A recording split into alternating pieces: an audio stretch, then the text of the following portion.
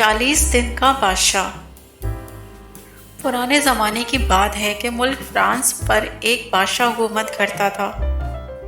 وہ بہت پریشان رہا کرتا تھا کیونکہ ملک میں چوری اور ڈکیتی عام تھی۔ باوجود کوشش کے بھی وہ اس پر قابو نہیں پا رہا تھا۔ ایک دن بادشاہ پریشانی میں محل سے نکل کر جنگل کی طرف چل پڑا۔ اس نے دیکھا ایک لکڑہارا بہت محنت سے لکڑیاں کاٹ رہا ہے۔ لکڑہارا بادشاہ کو دیکھ کر اس کے پاس آیا اور کہنے لگا، بادشاہ سلامت، آپ کسی شاہی سواری میں نہیں آئے؟ بادشاہ نے اپنی پریشانی کی وجہ بتائی تو اس نے کہا، اگر آپ اجازت دیں تو میں کچھ عرض کروں۔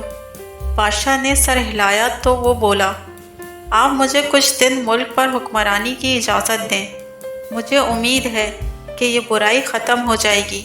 بادشاہ نے اسے بخوشی اجازت دے دی۔ لکڑہارا بادشاہ بن گیا تھا۔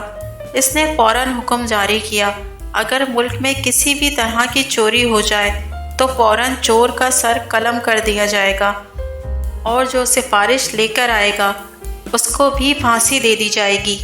لوگوں نے اس حکم پر توجہ نہ دی اور اگلے دن کسی کے گھر سے زیورات چوری ہو گئے۔ بادشاہ نے حکم دیا، چور کو فوراً پکڑ کر لایا جائے، اور سپاہیوں سے کہا کہ اگر چور پکڑنے میں ناکام ہوئے تو ان کی جگہ تمہیں پھانسی دے دی جائے گی۔ کچھ روز گزرنے کے بعد سپاہی چور پکڑنے میں کامیاب ہو گئے۔ انہیں جیل میں بند کر دیا گیا۔ لوگ اب ڈر کے مارے سفارش نہ کریں وہ بادشاہ کے باپ کے پاس گئے اور ان سے گزارش کی وہ بادشاہ سے معافی دلوا دیں۔ وہ ان کے ساتھ جانے پر راضی ہو گئے۔ بادشاہ نے جب سفارشی کے طور پر اپنے باپ کو دیکھا تو سپاہی کو حکم دیا، ان کو جیل میں بند کر دیں۔ پھر اصول کے طور پر جو حکم جاری کیا گیا تھا اس کی تکمیل کر دی گئی۔ چوروں کے سر قلم کر دیے گئے اور جو سفارش لے کر آیا تھا اس کو پھانسی دے دی گئی۔ اس صورتحال نے سب لوگوں کو خوفزدہ کر دیا۔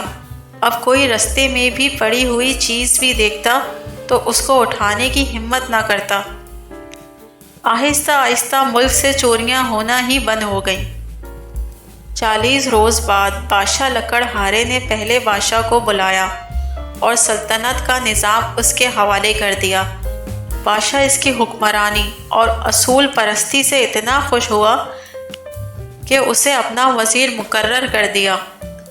پیارے بچوں، کسی بھی سلطنت یا حکومت کا انتظام چلانے کا ذمہ دار حکمران ہوتا ہے۔ اگر وہ اپنے اصولوں اور قوانین کو مد نظر رکھ کر کام کرے تو ہر برائی کو ختم کر سکتا ہے۔ پیارے بچوں، امید ہے آج کی کہانی آپ سب کو بے حد پسند آئی ہوگی۔ ہمارے ساتھ جڑے رہنے کا شکریہ۔ ملتے ہیں اب ایک نئی کہانی کے ساتھ۔